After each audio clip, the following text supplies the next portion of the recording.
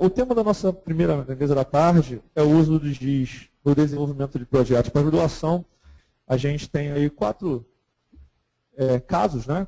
Quatro palestrantes, e nós vamos discutir a utilização de ferramentas de GIS na pesquisa de pós-graduação, no desenvolvimento de informações e conhecimentos acerca dos nossos objetos espaciais de maneira geral. Os temas são variados, eu vou chamar cada um dos palestrantes, tá? Vou pedir para eles comporem a mesa e conforme for a nossa ordem, a gente vai seguir a ordem de apresentação do programa, eles ficam aqui no nosso cúbito para poder apresentar.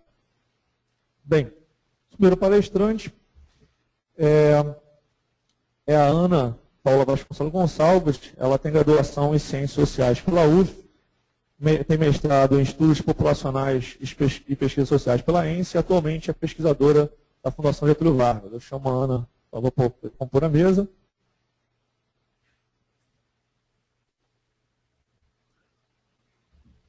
Bem-vinda, Ana. Nosso segundo palestrante é o Marcelo Montilho Provenza.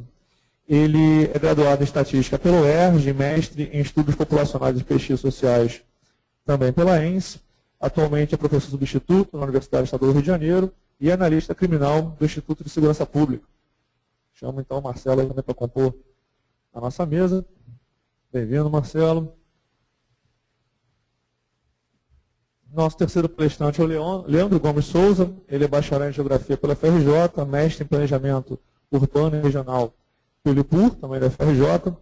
Atualmente ele cursa especialização em Políticas Públicas de Governo pela Universidade de Cândido Mendes e é geógrafo do Instituto Pedro Passos, onde atua na diretoria de Informações da Cidade e Gerência de Geoprocessamento. Então eu chamo o Leandro para compor a nossa mesa. E o nosso quarto palestrante sou eu, Hélio Heróis. Além de atuar no sistema LabGIS com atividades de pesquisa e ensino, eu sou mestre em Geografia com ênfase em Gestão e Ordenamento Territorial pela FRJ e atualmente doutorando em Geografia também com ênfase em Gestão Territorial Ambiental pela Universidade Federal Fluminense. Bem, seguindo a nossa ordem, nossa primeira palestrante é a Ana.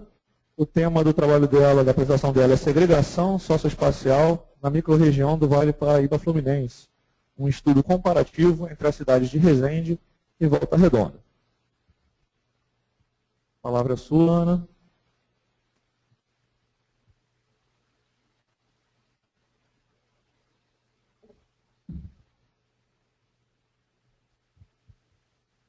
Boa noite, gente. Boa noite, não, desculpa, boa tarde. Esse meu trabalho eu fiz para a dissertação do mestrado na ENSE e foi sobre a orientação da professora Júlia Krause e o professor César Ajara.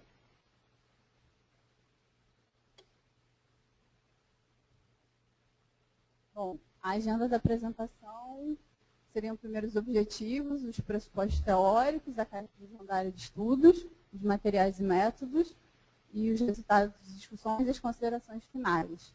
Eu não vou me ater muito aos pressupostos teóricos e a caracterização da área de estudos, embora eu tenha deixado os slides, que eu acho importante, e principalmente por conta do tempo. Assim. Então, eu vou me ater mais aos materiais e métodos e os resultados de discussões.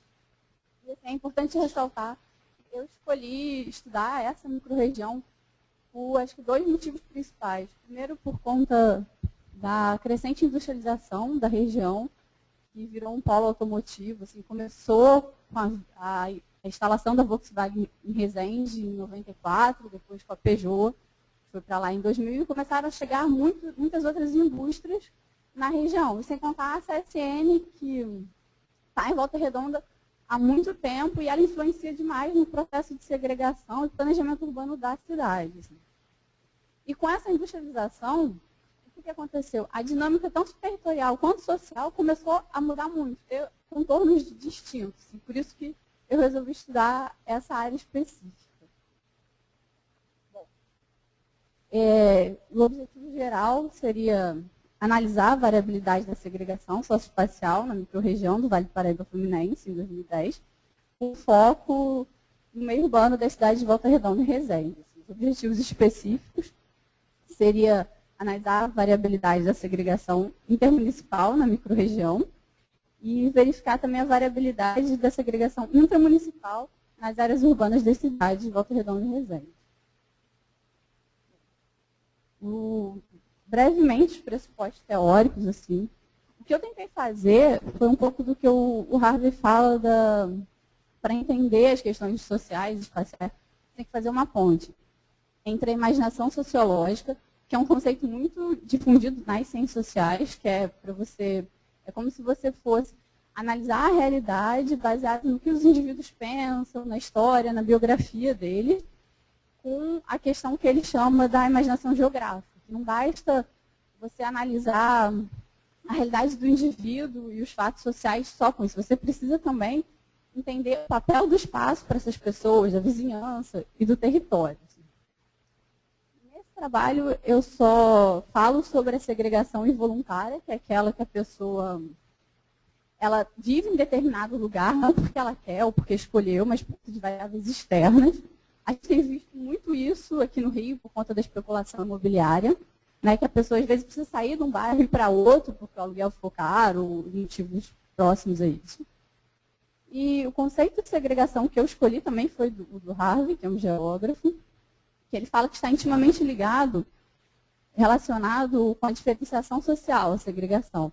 E essa deve ser interpretada em termos da reprodução das relações sociais dentro da sociedade capitalista, cujo significado é caracterizado pela diferenciação ao acesso de oportunidades, como educação, emprego, lazer e moradia. Eu escolhi essa definição porque ela é um pouco mais abrangente, assim, porque eu acredito que a segregação, até nos estudos mostrou isso, não é uma coisa única. Assim, o sujeito não é segregado por conta da renda ou só por conta da raça, por uma série de fatores. Assim. Bom, essa é a minha área de estudo. São 9 municípios. Em 2010 tinha população de aproximadamente 680 mil habitantes. Aqui são as áreas urbanas e rurais. Você pode ver que na microrregião tem muito mais área rural do que urbana. Assim, só Volta Redonda, que é quase todo um município urbano.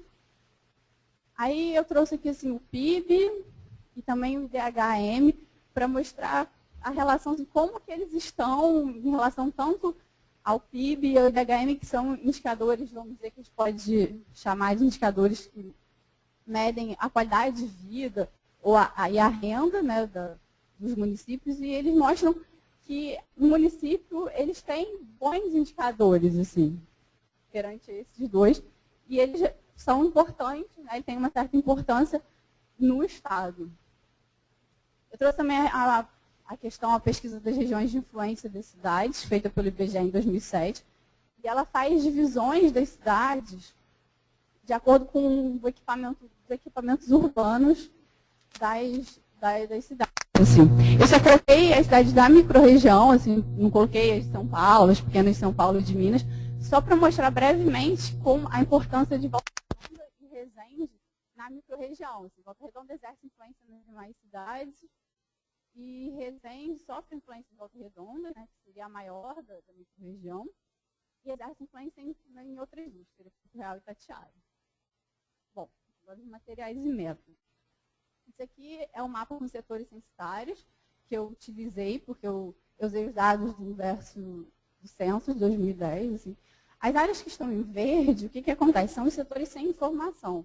Esses setores sem informação, eles estão assim, ou porque são praças, indústrias, orfanatos, ou porque são setores muito pequenos que as informações não foram divulgadas devido à confidencialidade dos dados. No total foram 1.337 setores. Essas foram todas as variáveis que eu escolhi para iniciar assim, o trabalho, de acordo com o conceito do Harvey de segregação. Assim. Bom, como que eu fiz a pesquisa, assim, as etapas da pesquisa? Primeiro foi a construção da base de dados, que eu já vou falar sobre ela, assim, como que eu construí, que eu precisei fazer os passos. Assim. Primeiro eu fiz a análise exploratória, que era uma forma de eu entender um pouco dessas variáveis que eu escolhi, como é que elas estavam, como que elas representavam na região. Depois foi a análise fatorial, para para agrupar as variáveis de acordo com as suas interrelações e formar os fatores, porque foi com as cargas fatoriais que eu fiz a crigagem. E por que eu escolhi a crigagem como método? A crigagem é um método de interpolação de dados que ela segue o princípio da lei de Tobler, ou a primeira lei da geografia, que fala que as coisas próximas elas tendem a serem parecidas, e quanto mais elas se distanciam, elas vão ficando diferentes. E assim, eu entendo a segregação, pelo que eu fui lendo da literatura, que a segregação socioespacial é um pouco assim. Porque as pessoas que estão próximas, elas têm características parecidas, e conforme elas vão se distanciando, elas vão diferindo. Assim. Então, o que acontece? A segregação socioespacial acaba sendo um processo contínuo no espaço. Ela não é pontual como outras técnicas tentam. Outras técnicas acabam inferindo a segregação como métodos pontuais. Assim. Se eu fizesse só análise fatorial, talvez, eu veria isso. Uma coisa mais pontual dentro do espaço, não de forma contínua. Assim.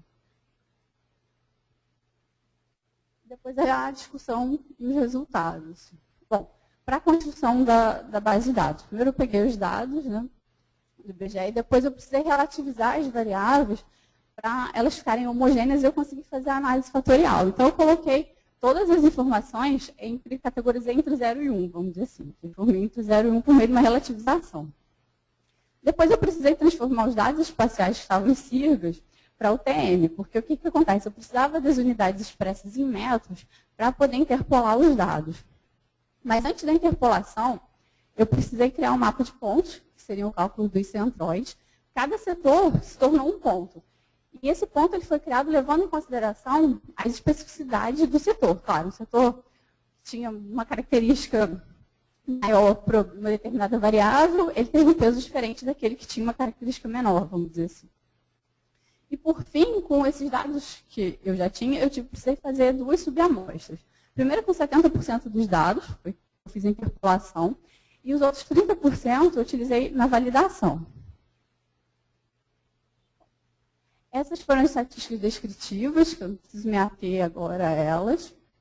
As variáveis, essas foram as que ficaram. Eu vou mostrar elas mais devagar quando eu mostrar para vocês os fatores.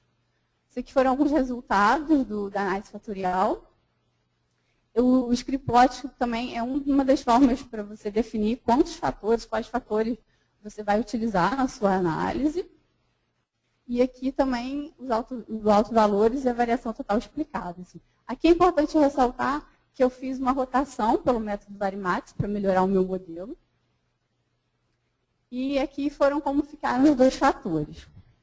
O primeiro fator, ele explica 39% do modelo e ele está relacionado às características de infraestrutura do domicílio, que agruparam, no caso, as variáveis como domicílios permanentes próprios, cedidos. E cedidos a gente pode ver que é negativo, então tem um peso inverso, uma característica mais negativa. Domicílios com lixo coletado e com abastecimento de água. Assim. Esse fator 1, a gente pode dizer que foi um fator positivo, de características positivas. Assim. Já o fator 2, que seria o perfil socioeconômico dos moradores, ele já tem uma característica negativa, porque são as variáveis que agruparam foram os domicílios particulares permanentes, com 7 ou mais moradores, que seriam domicílios com alta densidade. Seriam pessoas até 14 anos, que seria a quantidade de criança, né, que tem a proporção de crianças naquele determinado local. E pessoas responsáveis pelo domicílio, com rendimento nominal mensal, já tem um salário mínimo, e as pessoas residentes negras. E vale ressaltar que negro não são as pessoas pretas, é a união dos pretos e pardos. Aqui é a espacialização do primeiro setor. E assim, o que é linhas bem gerais, assim, que dá para se perceber, é que esse fator ele tem maior influência nas áreas urbanas da cidade e ele consegue mensurar, explicar melhor a segregação entre um bairro e outro, porque dentro dos bairros eles são mais homogêneos, assim, salvo com algumas exceções, que eu coloquei aqui na área urbana de Resende como a Cidade de Alegria, o Paraíso, e eu coloquei ali a indústria, que é R Resende, que é o de baixo, que é um bairro que não tem moradores, ele é uma indústria com algumas casas cedidas, assim, por isso que ele está tão em destaque. Assim. E em Volta Redonda a gente tem a peculiaridade do Retiro, que é um bairro que também é heterogêneo, diferindo um pouco dos demais bairros. Assim.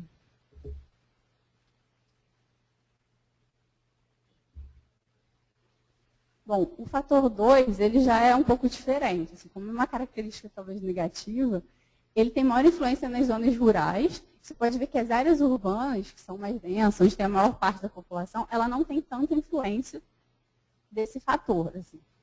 Os lugares, e assim, dentro dos próprios bairros, você, não sei se daí dá para ver, né, para vocês, mas tem uma diferença dentro dos próprios bairros da segregação. Assim, como esse fator, esse modelo explica a segregação dentro dos bairros. Assim.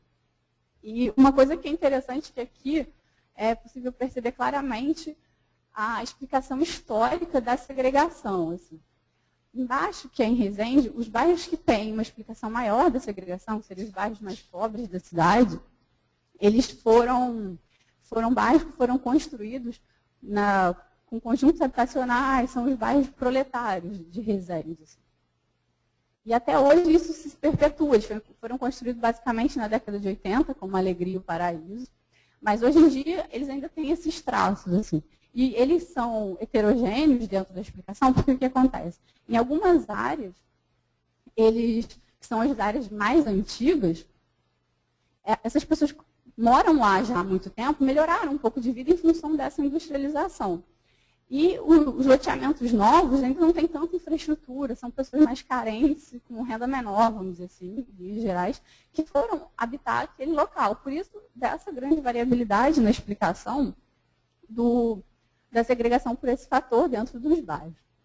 Em Volta Redonda, a parte de trás, essa parte aqui, ó, é a parte de trás da CSN. Eu não sei se alguém aqui conhece a cidade, assim. A CSN foi construída bem no meio de Volta Redonda, e até a década de 60, a CSN que planejava os bairros, planejava a cidade. Então, ela construiu vários bairros, e as pessoas que elas colocavam para morar lá, claro, eram os funcionários, e era de acordo com o cargo. E tudo que foi planejado está aqui na frente. Essa parte de trás que eu mostrei primeiramente, que é o bairro do Retiro e outros bairros, eles não planejaram nada por conta dos ventos. A direção do vento que sai da CSN é sempre para esse bairro. Então, a poluição lá é enorme.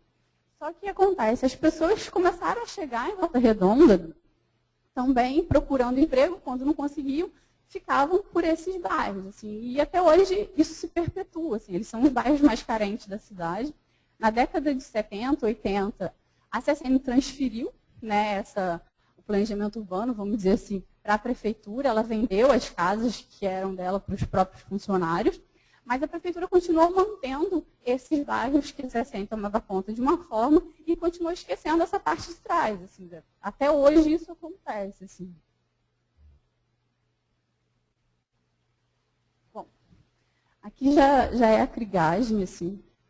Eu usei a crigagem ordinária, por conta da literatura, e o modelo esférico do ajuste do semivariograma. Para a crigagem ordinária, os dados eles têm que ser negativamente assimétricos ou tender à normalidade. Assim. Eu coloquei o histograma aqui, que eu acho mais fácil de visualizar, mas eu poderia, para o fator 2, que ele está tendendo à normalidade, também fazer um teste para ver a normalidade dele. Assim.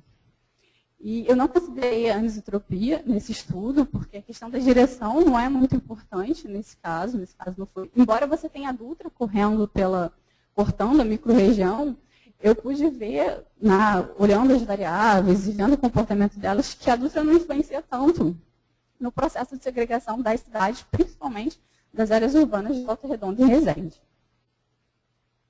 E o modelo esférico, eu também escolhi, além, assim, o único pesquisador que tem usado um pouco da crigagem nos dados sociais é o Jacob, ele é da Unicamp, e ele também afirma que o modelo esférico em todos os testes dele foram melhores. Assim, isso também aconteceu comigo, porque o que acontece? O modelo esférico tem uma diminuição progressiva da autocorrelação até chegar a zero.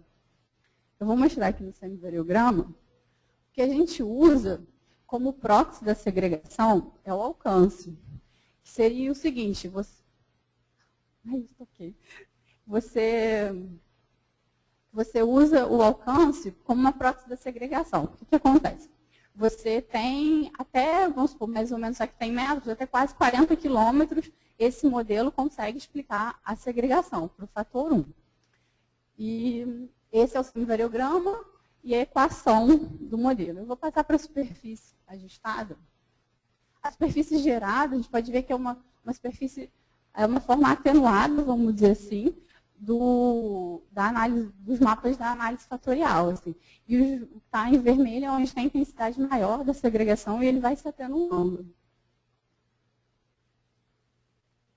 Bom, a validação da crigagem, a gente faz a validação para ver quanto mais os erros forem homogêneos, entendendo a normalidade, melhor foi a sua crigagem, melhor foi a sua interpolação de dados. Para o fator 1, ele não ficou muito, tanto que o Ggplot mostra, principalmente nas caudas, ele não ficou tão dentro do padrão, dentro do esperado, mesmo assim ele ainda conseguiu explicar bastante a segregação.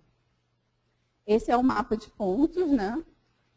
Esse já é o modelo da crigagem para o fator 2. Ele é bem diferente, porque ele tem um efeito Pepita bem maior, que o efeito Pepita ele mostra quanto, nas pequenas distâncias, quão varia os dados das pequenas distâncias. E ele varia bastante. E tem um alcance bem menor, de quase um pouco mais de 2 quilômetros. Assim, demonstrando o que eu já tinha falado nos mapas da análise fatorial, que ele consegue mensurar a segregação interbairros, desculpa. E o outro que eu estava mostrando, o modelo, que ele é bem maior, tem um alcance bem maior, ele consegue mensurar a segregação melhor entre um bairro e outro. Aqui a superfície gerada também parece um pouco, né, é atenuado do fator 2, que você tem a menor concentração de segregação da intensidade nas áreas urbanas estudadas. Aqui a validação, esse está um pouco melhor, está mais próximo do normal, assim, os erros estão melhores distribuídos. Bom, as considerações finais. Assim. O que foi interessante? Eu achei, nesse trabalho, foi interessante a utilização da crigagem, que eu pude perceber que foi possível analisar a segregação e ver que a crigagem foi um método viável para interpolar, entender a segregação socioespacial no local e, principalmente, conseguir ver e mostrar que é um fenômeno contínuo. A segregação não é um fenômeno pontual. Assim. E assim, o que eu espero com esse trabalho foi tentar contribuir no estudo da segregação, principalmente das cidades pequenas e médias, assim, porque a maioria dos estudos, quando você pega, assim, são em cidades grandes metrópoles. E quando eu comecei a estudar isso, muita gente perguntou, mas você vai estudar uma cidade pequena, que tem um emprego, mas lá tem segregação, ela só tem contornos, vamos dizer assim, nuances diferentes da segregação que a gente vê nas cidades grandes. Assim. Eu acho que isso foi muito importante. Assim. A intenção para trabalhos futuros é fazer uma parte mais qualitativa para entender mais como a segregação em si afeta a vida da população. Eu sei que lá tem a segregação, eu consegui ver a intensidade, mas eu não sei como é o cotidiano. Será que afeta? Como que isso, né? Como que isso fica na vida das pessoas que moram nesses lugares? Bom, é isso. Obrigada.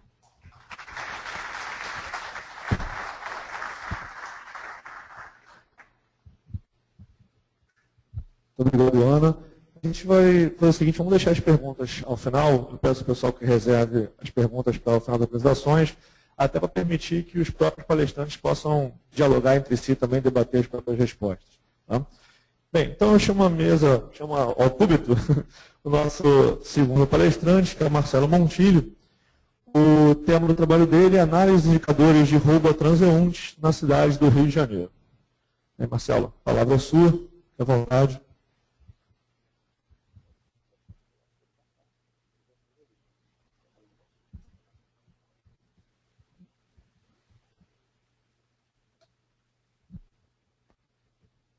Bom, boa tarde. Esse trabalho foi feito por mim. Eu vou falar aqui simplesmente um capítulo do meu trabalho, que foi a parte de análise espacial do robô transeunte. Tá? Essa dissertação teve um total de 5 capítulos, contando a introdução e as considerações finais. A minha orientadora foi a Moema de Poli Teixeira e a coordenadora a Sonoya Sugahara Pinheiro.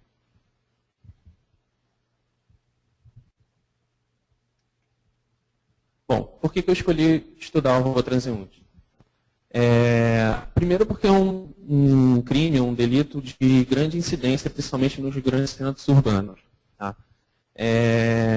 Ele está presente em todas as cidades do Brasil, carece de estudos específicos, principalmente na área acadêmica. Na área acadêmica, a gente mais vê sendo estudado são os crimes com relação à letalidade violenta, que seria o homicídio doloso, o homicídio proveniente de auto de resistência, as lesões seguidas de morte. E eu procurei estudar um pouco, ou pelo menos uma parte dos crimes contra o patrimônio, né? Não o crime contra a vida. E trabalhar também com uma fonte de dados que é de grande relevância, principalmente na área de segurança, e também, caso consiga-se, né, cruzar com variáveis socioeconômicas. Quando se consegue cruzar essas variáveis, a gente tem resultados bastante interessantes. Não é o caso aqui dessa parte do meu trabalho. E falando um pouquinho em números, em 2013 o Estado registrou 60.618 registros, sendo que a capital comportou 50% desse total, né? 30.412 registros. E em 2014, janeiro a outubro, que são os dados mais recentes que a gente tem, em novembro ainda não foi divulgado, no Estado a gente teve 67.928 registros e também quase 50% de roubos na capital.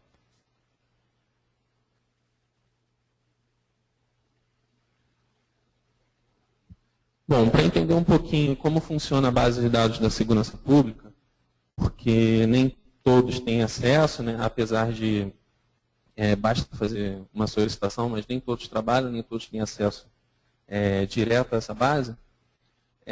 Nós temos os eventos. Tá? Desses eventos, esse evento pode tomar diversos caminhos, né, que pode ser comunicado à Guarda Municipal, à Polícia Militar e à Polícia Civil. Ou ele pode ser subnotificado. Subnotificação é quando um crime acontece e ele não é informado a nenhuma das autoridades. Normalmente isso ocorre quando as pessoas têm subtraído ou furtado ou roubado uma pequena quantia de dinheiro. Normalmente não vale para a pessoa o transtorno de ir a uma delegacia, perder tempo, elaborar o registro de ocorrência, né, o boletim de ocorrência, como alguns conhecem. Então, quando ele é subnotificado, essa incidência não entra para a nossa estatística. Tá? O roubo transeunte é, sim, um índice com grande incidência de subnotificações. Tá? Isso é visto nas pesquisas de vitimização que são realizadas periodicamente pela Senasp, que é a Secretaria Nacional de Segurança Pública. Mas, mesmo assim, ele tem uma incidência muito grande, principalmente no centro da cidade do Rio de Janeiro, que é o que a gente vai ver mais à frente. Bom, e dentre esses 3 caminhos, a Guarda Municipal e a Polícia Militar, eles geram o TRO, que é o Talão de Registro de Ocorrência. Já a Polícia Civil gera o RO, que é o Registro de Ocorrência.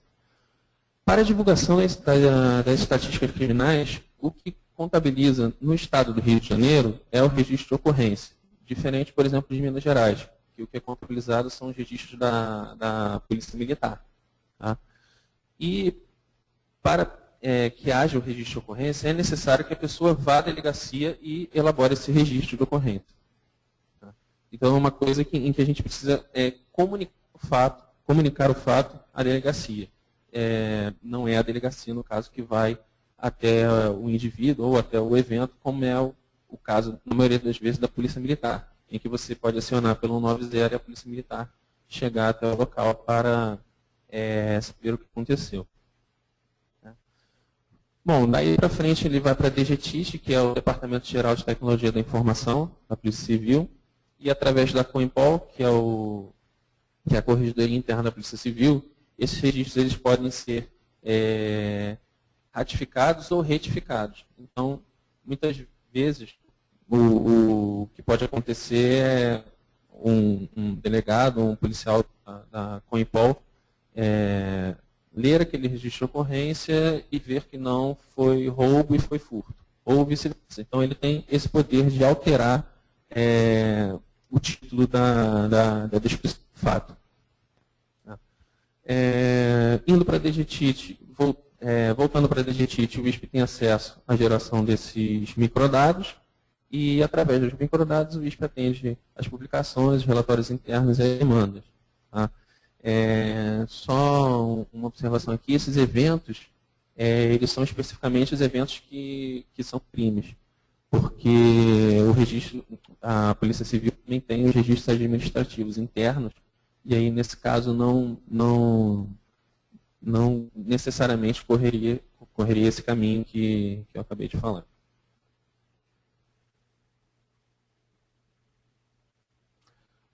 Bom, para fazer a análise do município, primeiro eu utilizei o gráfico de Pareto. Né? Aqui a gente vai ver os anos de 2008 e 2009. Eu defendi minha dissertação em 2010, então eram os dados mais atuais que eu tinha naquela época. Né? E pelo gráfico de Pareto a gente pode ver que um pequeno conjunto de bairros comporta mais de 50% das incidências de roubo a transeunte. Tá? O campeão em 2008 foi o Centro, né? Com 3.755 ocorrências. Aí logo após vem Bangu, Meia, Campo Grande, Tijuca, etc. Quando a gente passa para os dados de 2009, Centro continua sendo a maior incidência, e aí os 5 primeiros normalmente não mudam. Tá? Às vezes um ganha a segunda colocação, ou perde a quarta colocação, mas normalmente são sempre os mesmos bairros. E num conjunto de bairros em que atualmente o município tem 161 bairros, aí menos de 20 bairros comportam aí mais de 50% de todas as ocorrências do roubo a transeunte ou roubo a pedestre, como algumas pessoas chamam. Okay. Bom, dado o gráfico de Pareto, como eu fiz a geocodificação sozinho, e essa geocodificação foi manual, eu optei por trabalhar somente com o bairro do Centro, porque era o que tinha maior quantidade de ocorrências. Tá? E o bairro do Centro, ele comportava, na época, 4 delegacias. Tá? Pegava a primeira e a quarta DP e parte da 6ª e da 7ª. O que acontecia no Centro? Na maioria das ocorrências, eu não tinha a coordenada geográfica, o XY, nos microdados. Então, eu tive que fazer uma geocodificação pelo endereço. Então, em meio ao total de 8.133 ocorrências, eu consegui plotar 6.511 ocorrências. Deu uma média de 80% das ocorrências que eu consegui encontrar o ponto onde ocorreu. Essa geocodificação foi, então, parte coordenada geográfica, parte geocodificação de endereço. E na geocodificação de endereços, o trabalho manual foi grande, principalmente porque, como 2 delegacias elas não eram delegacias legais, elas eram delegacias tradicionais, tá? Só para definir o que delegacia legal são as delegacias que são informatizadas atualmente. Delegacia tradicional são as delegacias que ainda não estão informatizadas, são aquelas delegacias em que ainda se usa a máquina de escrever para fazer o registro. E nas delegacias tradicionais, como é que eu posso dizer, o erro na forma do preenchimento era muito grande. Então eu tinha um exemplo clássico da Avenida Presidente Vargas. Muitas vezes vinha Avenida Prés Vargas, AV. Prés Vargas, AV, Prés, V. Então, eu tive que corrigir todos esses endereços. Esses endereços foram corrigidos à mão. Não tinha uma maneira automática, ou pelo menos na época, eu não conseguia encontrar uma maneira automática. Então, eu colocava um endereço embaixo do outro e ia corrigindo manualmente através da informação que eu tinha no banco de dados. Essa informação poderia ser tanto pelo local da ocorrência ou quanto pela referência, pelo complemento. E também pela numérica do logradouro.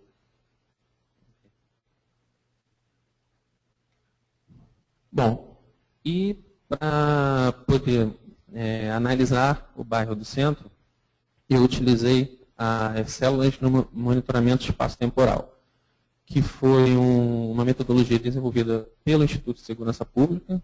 Tá? O Instituto de Segurança Pública, que é o órgão responsável pela divulgação das incidências criminais. Essas células de monitoramento especial, que é como a gente chama lá no Instituto de Segurança Pública, os quadradinhos das ocorrências, são células de 300 por 300 metros, tá? Dividido todo o estado do Rio de Janeiro. E eu peguei só a parte do centro para poder fazer essa plotagem, parte automática, parte manual. Tá? Então, ali na legenda, esse ponto verde é o roubo transeunte.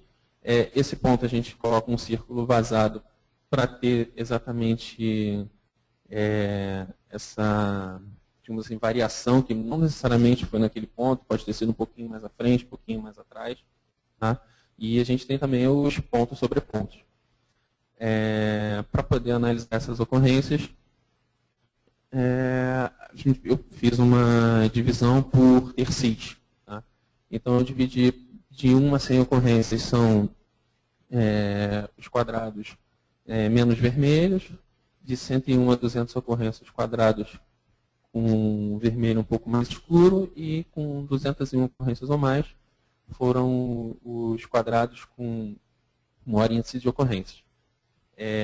Então, no ano de 2008, a gente teve a Praça da República com maior quantidade de ocorrências, foram 307 ocorrências, e na parte também da região da Lapa, com 219 ocorrências.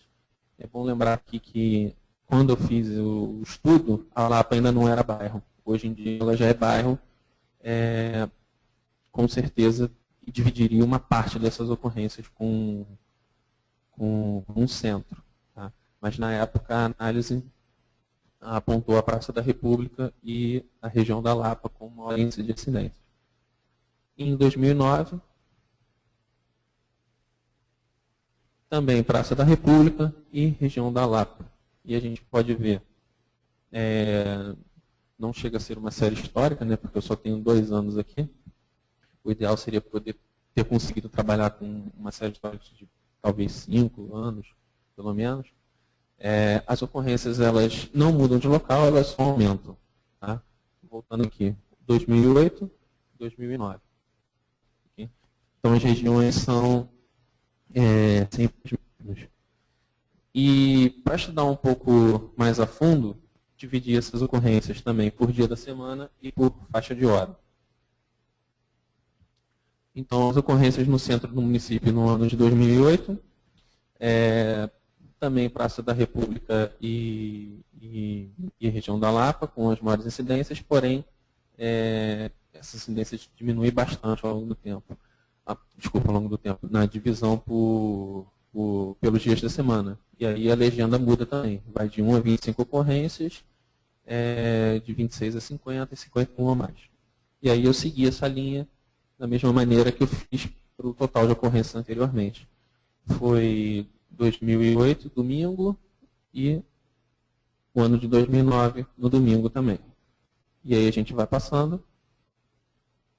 Segunda-feira em 2008, segunda-feira em 2009, região da Praça da República com maior quantidade de ocorrências. Terça-feira em 2008, quarta-feira em 2009, Praça da República também com maior quantidade de ocorrências. Quarta-feira em 2008, ali também a Praça da República é a maior quantidade de ocorrências, porém não ficou uma mancha tão vermelha, tão gritante quanto anteriormente. E quarta-feira, também em 2009, Praça da República. Quinta-feira, em 2008. Sexta-feira, em 2008. E aí vamos para o sábado. Desculpa. quinta, sexta-feira em 2008 e sexta-feira em 2009. E aí, chegando no sábado, essas regiões migram para a região da Lapa, que é a maior concentração de bares, principalmente no sábado, que ocorre. 2008 e 2009. Tá? Dividindo o dia da semana, agora a próxima divisão é por faixa de hora. Então, eu dividi em 4 faixas de hora. Tá? A primeira faixa de hora foi de 0 às 6 da manhã, então a gente poderia considerar madrugada. Então ficou madrugada, manhã, tarde e noite. De 0 às 6, de 6 a meio-dia, de meio-dia às 18 horas e 18 horas, 0 hora. De 0 às 6, em 2008 não teve, vou voltar aqui, em 2008 não teve nenhuma mancha muito vermelha, né? E em 2009, a região da Praça da República de 0 e não. Perdão, deixa eu voltar aqui, eu apertei sem querer. Sábado, aqui. De 0 às 6, no ano de 2008, é a região da Lapa. Perdão que eu apertei aqui sem querer. A região da Lapa, que tem a maior quantidade de ocorrências. E de 0 às 6, no ano de 2009, também é a região da Lapa, mas também não ficou tão vermelho quanto o outro ano. De 6 a meio-dia, que seria a parte da manhã, Praça da República no ano de 2008, Praça da República no ano de 2009. De meio-dia às 18, as ocorrências diminui em 2008. Em 2009, Praça da República, tem grande quantidade. E de 6 à meia-noite, em 2008, Praça da República. E em 2009, a gente vê 3 regiões. 138 ocorrências na Praça da República, 101 na Lapa e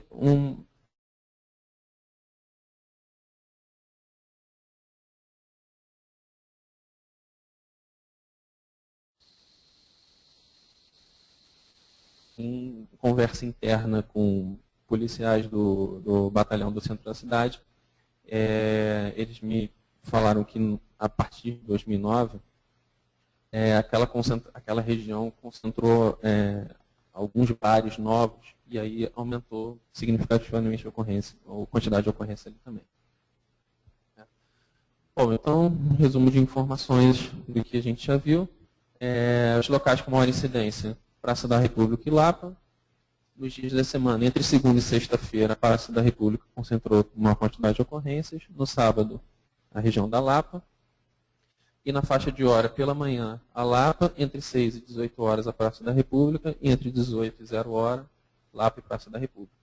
Com aquela observaçãozinha que em 2009, a Avenida Rio Branco, com o Presidente Vargas, também concentrou incidências altas na parte da noite.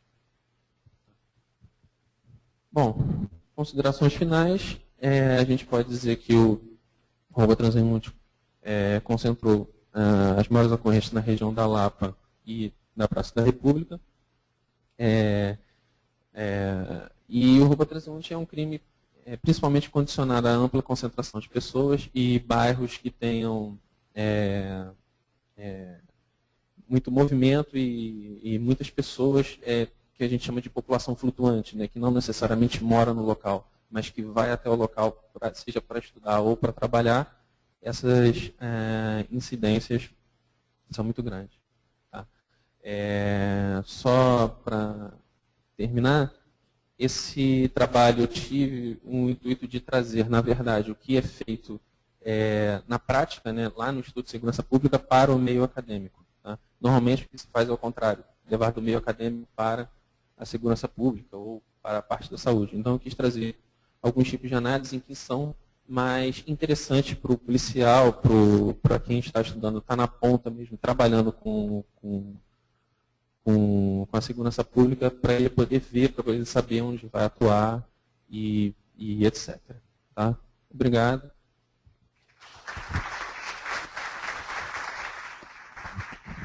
Muito obrigado, Marcelo.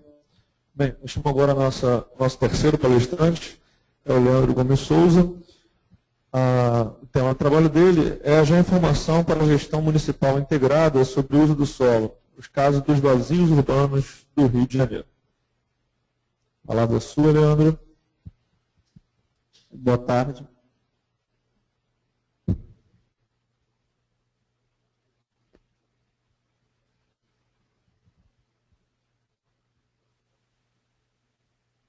Bom, boa tarde a todos.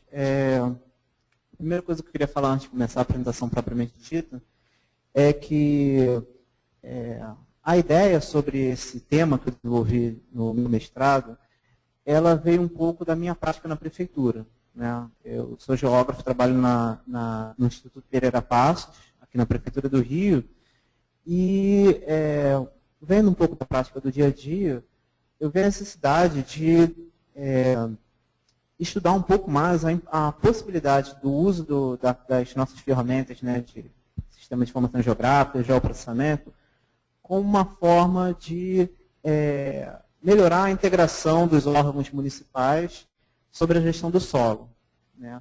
E a escolha sobre os vazios urbanos foi por uma constatação, por uma constatação minha de que é um problema grande na nossa cidade, conforme vou apresentar aqui na introdução. E esse mestrado eu desenvolvi ele no IPUR, não sei se vocês conhecem, mas o IPUR é no FRJ, é o Instituto de Pesquisa e Planejamento Urbano e Regional, então, na verdade, não foi um mestrado em geoprocessamento, em sistema de informação geográficas ou em geografia, né? Eu escolhi o IPUR justamente pela análise de variáveis de mercado imobiliário, de algumas questões urbanas de planejamento urbano, e é claro que eu usei o meu conhecimento que eu já tenho, né, na minha prática do dia a dia em SIG para poder aliar esses dois lados, né, o planejamento urbano e o uso das geotecnologias.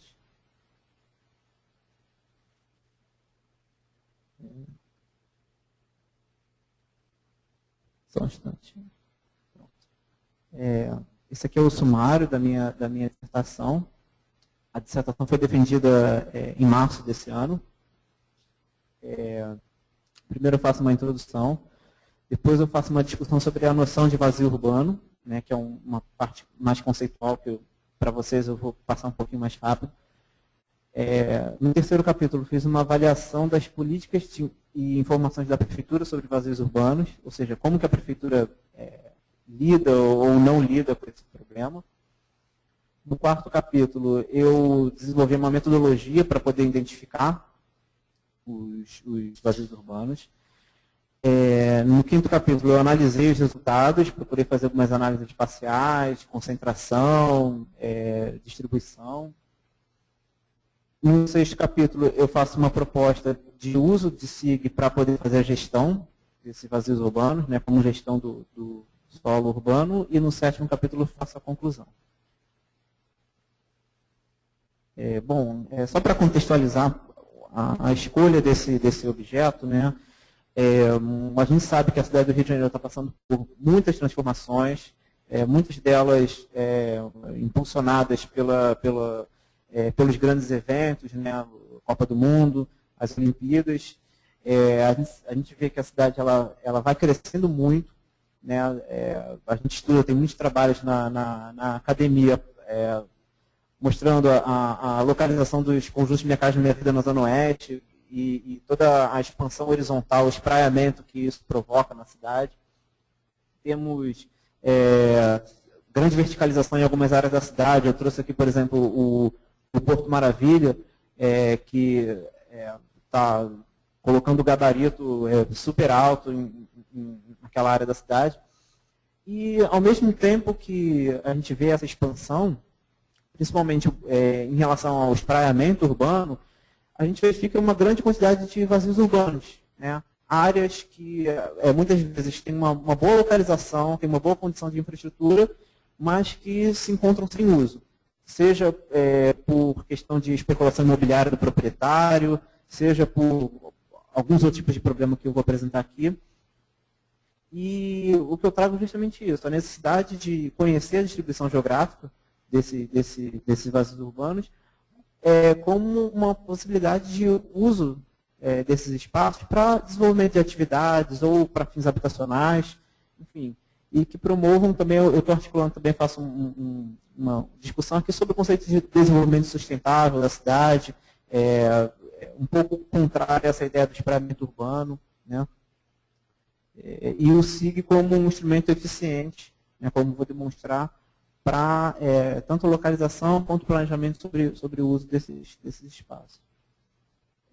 Então, o objetivo principal dessa dissertação foi o de estruturar uma base de dados georreferenciada dos vazios urbanos. Como objetivos secundários, eu faço análise da distribuição, a variação na última década, em que áreas da cidade aumentou, em que áreas reduziu. Eu procuro também fazer análises comparadas com outros elementos, outras informações urbanas, como, por exemplo, informações de transporte, né, por exemplo. Tudo isso com a ideia de dar uma contribuição, né, da academia para a realização de uma política pública pela prefeitura. Então, o objeto, depois eu vou explicar mais adiante, mas eu escolhi estudar os vazios urbanos edificados, né, que eles se dividem em não edificados e em edificados, mas o meu objeto aqui principal foi os construídos. E eu fiz análise para a cidade do Rio de Janeiro. Eu não procurei fazer em um bairro ou em uma área da cidade, eu fiz para a cidade toda. Como justificativa, eu falei já um pouco na parte da contextualização, mas eu entendo que esse é um problema de gestão sobre o uso do solo, a partir do momento que a prefeitura, pela Constituição Federal, por lei, é o ente federativo responsável pela gestão do uso do solo, e eu identifico isso como um problema, né, a ser resolvido pela prefeitura. Tem vários impactos negativos, impactos ambientais, impactos sociais. E um outro conceito também super importante é da função social da propriedade, né, que esses imóveis não atendem à função social da propriedade, então isso também figura como uma justificativa para a gente estudar esse problema mais a fundo. Bom, no segundo capítulo eu vou passar um pouco mais rápido, mas de forma geral, o que eu vi na bibliografia, principalmente bibliografia internacional, é que existe o vazio urbano, na verdade, é uma noção, então tem vários entendimentos diferentes, tem vários tipos, tem um termo que é muito utilizado na bibliografia em inglês, né, que são os brownfields, que são antigas áreas industriais que foram esvaziadas. Então, assim, de certa forma, a gente tem um pouco isso no Rio de Janeiro, principalmente na Zona Norte, onde tinham muitas indústrias antigamente, né?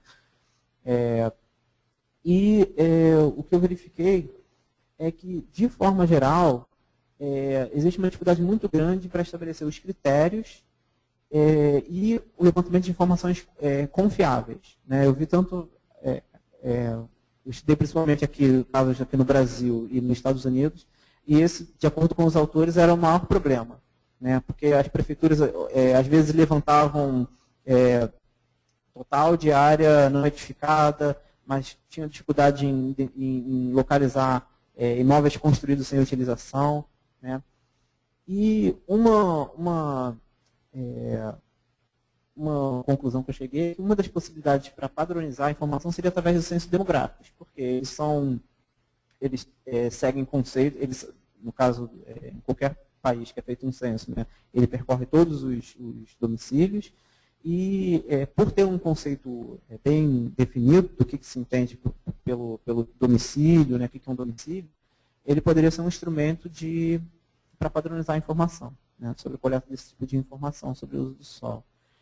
Esse aqui é só um gráfico onde eu procurei, com base em toda essa literatura, em todos esses diferentes conceitos, eu busquei colocar aqui em dois eixos. Um é o nível de desenvolvimento, em termos de construção, e o outro é em relação à restrição à utilização. Então, eu tenho tanto áreas que não estão sendo utilizadas, porque existe alguma lei que proíbe o uso dessas áreas, por exemplo, declividade, áreas com fragilidade ambiental, mas também eu tenho áreas que existem relativamente poucas restrições para uso e que tanto não edificadas, né, tem espaços livres, terrenos vagos, quanto edificadas, né, tem áreas abandonadas. Então, o que eu vou me deter mais é sobre esse lado aqui, né, que são áreas que têm algum desenvolvimento urbano, tem uma infraestrutura e que estariam aptas, tanto do ponto de vista físico quanto jurídico, sem nenhum impedimento para que fosse feito o desenvolvimento. Né. Em relação ao uso do SIG, eu encontrei algumas experiências, né, até trouxe aqui da cidade de Filadélfia, encontrei algumas experiências, mas foram poucas experiências no uso do SIG para esse tipo de análise. Agora, SIG para análise de terras vagas, isso eu encontrei vários casos.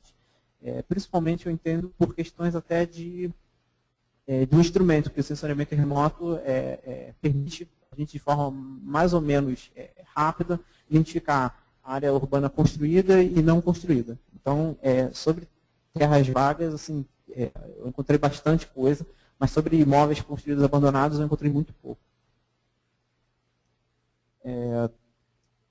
Essa aqui é a classificação que eu fiz, né? Então, a primeira divisão é não edificados e edificados, e uma segunda divisão que é importante do ponto de vista do planejamento que eu vou fazer é se trata de domicílios ou estabelecimentos. Né? Porque se eu quero, por exemplo, fazer um uso habitacional dessas áreas, faz toda a diferença se é um domicílio ou se é uma antiga indústria ou um galpão abandonado. O tipo de política de desenvolvimento para essas áreas são diferentes. Por isso que eu faço essa classificação aqui.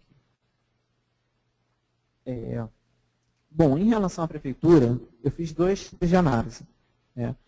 Primeiro, eu vi o que aparecia nas leis. Aqui estão algumas leis que eu utilizei, né? Por exemplo, no plano diretor, por exemplo, né? Se esse tópico aparece no plano diretor. Eu também consultei algumas outras leis para ver o que o município coloca como no seu planejamento. E depois eu analisei do ponto de vista prático. Né? Então, do ponto de vista, em teoria, né, nos documentos que eu consultei, eu vi que existe muita coisa que fala, né, principalmente no plano diretor e né, na área de especial interesse urbanístico da Avenida Brasil. Na lei, fala muito, é muito comum a gente encontrar na lei a menção ao uso de áreas degradadas, uso de áreas abandonadas para atendimento à habitação de interesse social.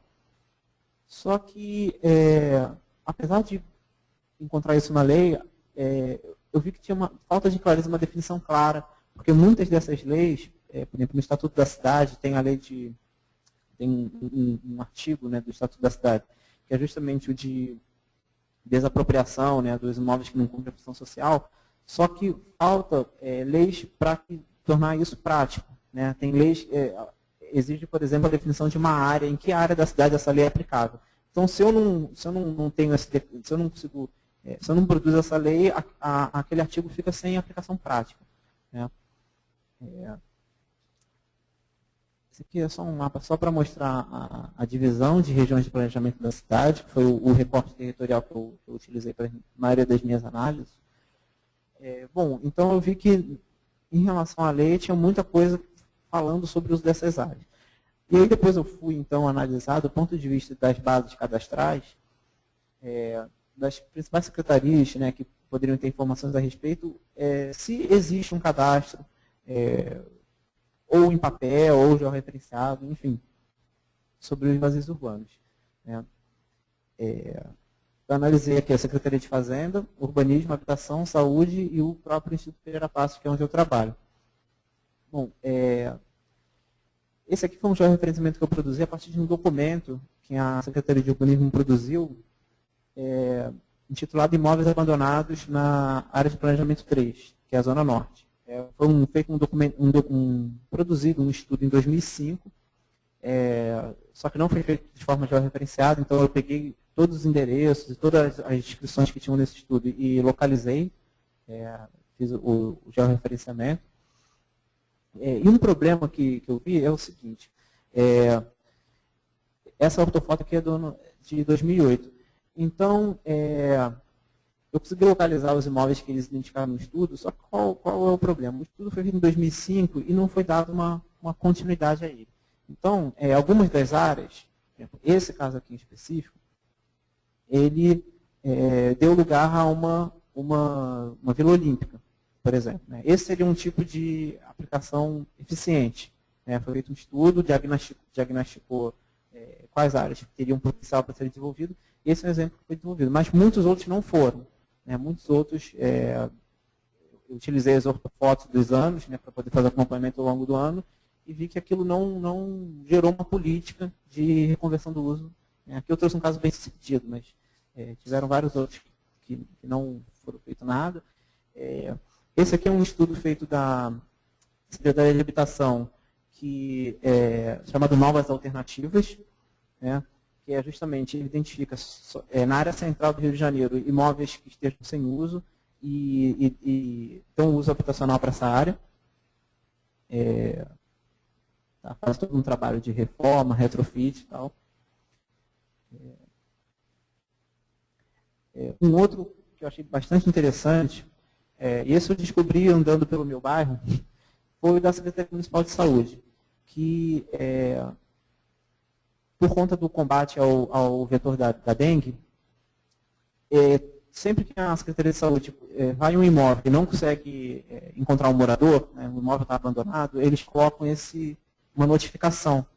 Né? Então, esse de todos que eu vi, esse é o que mais me apontaria uma possível identificação de quais seriam os imóveis que estariam abandonados, sem uso. Né? Os imóveis que foram notificados porque o Vigilância em Saúde não conseguiu entrar no imóvel, não conseguiu localizar o morador.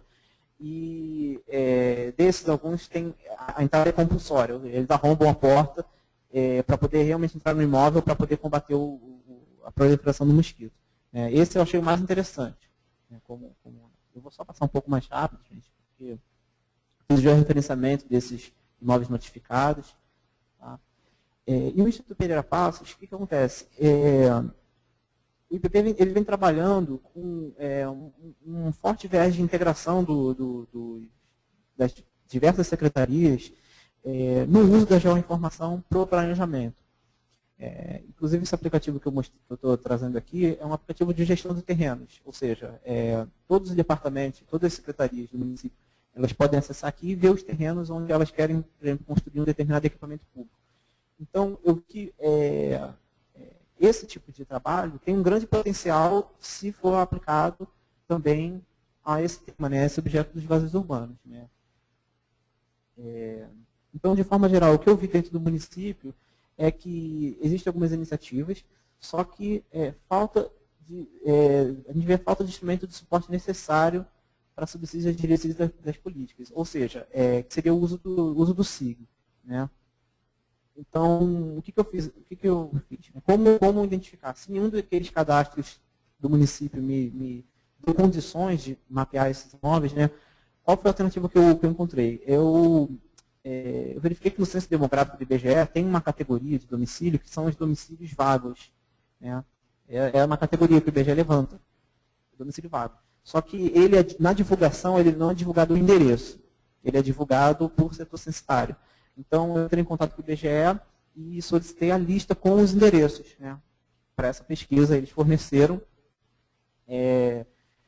Só que nem todos os imóveis abandonados são domicílios. Né? Tem lojas, tem indústrias, galpões.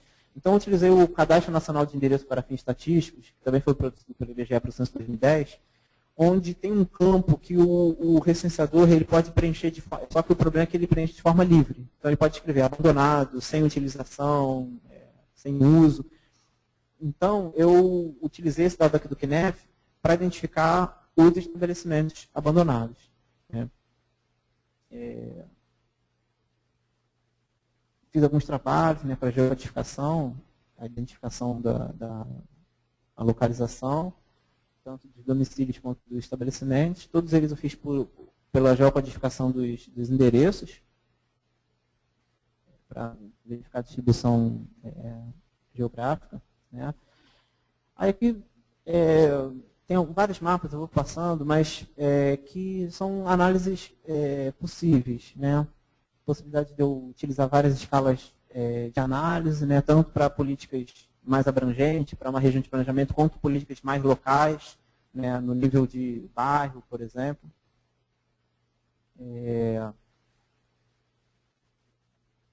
passar aqui um pouquinho mais rápido, mas algumas análises que eu fiz foi, por exemplo, qual é o tipo de predominância, né, em relação, por exemplo, a domicílio.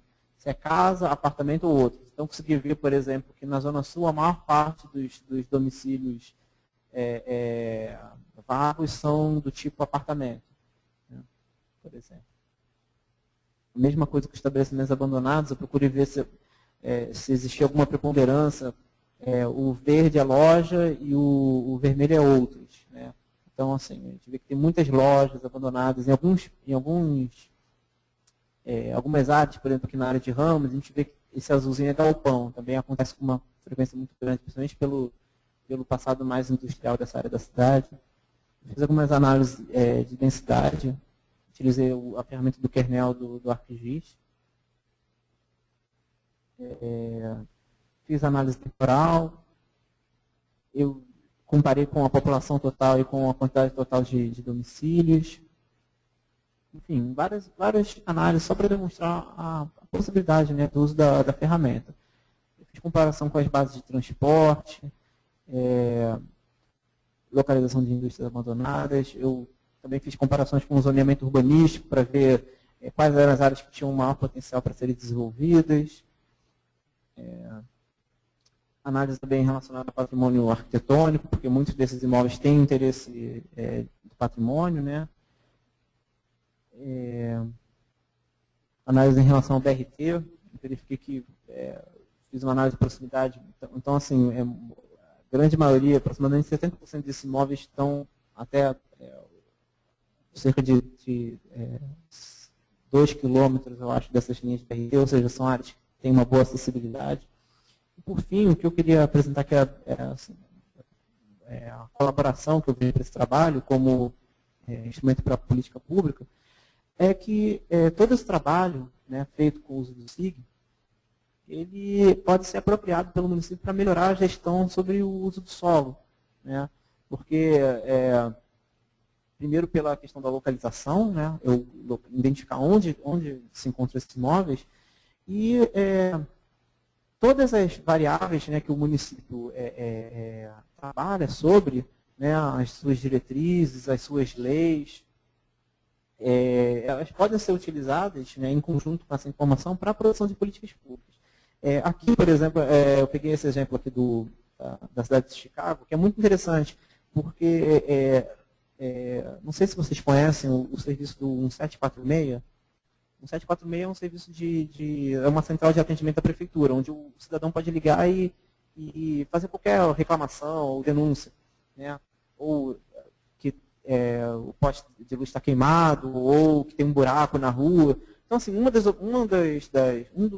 opções no menu que tem lá de opções que o cidadão pode reclamar, poderia ser de um imóvel vazio, né? O cidadão pode entrar em contato com a prefeitura e falar, olha, tem uma casa aqui do lado da minha que está abandonada, né?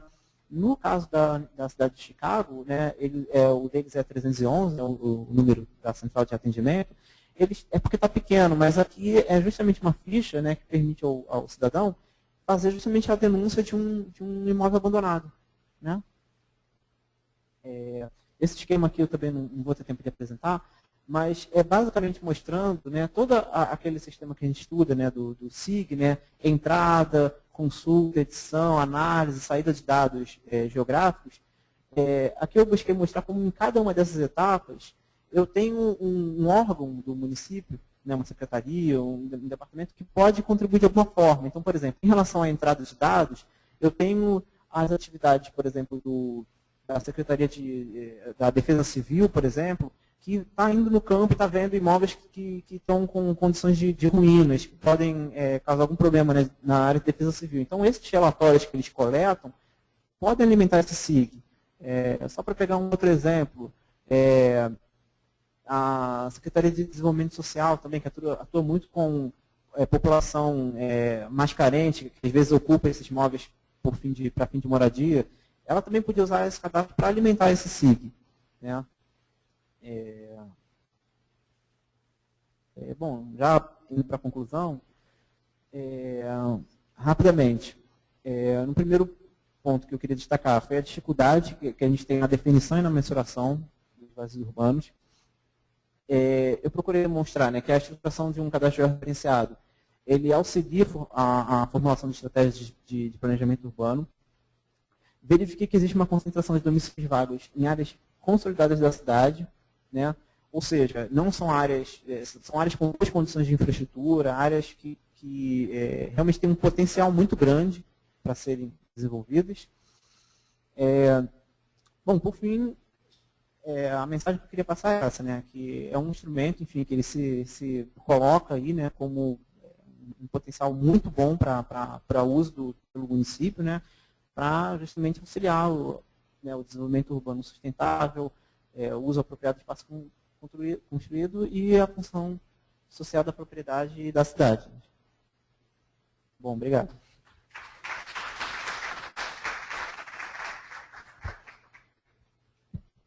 Obrigado, Leandro. Agora sou eu. Vitor, você coloca para mim, por favor, a apresentação. Minha temática é gestão territorial e transformações de uso e cobertura no entorno de unidades de conservação e áreas urbanas. Tá? O estudo de caso aí é no Parque Estadual da Pedra Branca. Deixa eu só botar marcar meu tempo também, né?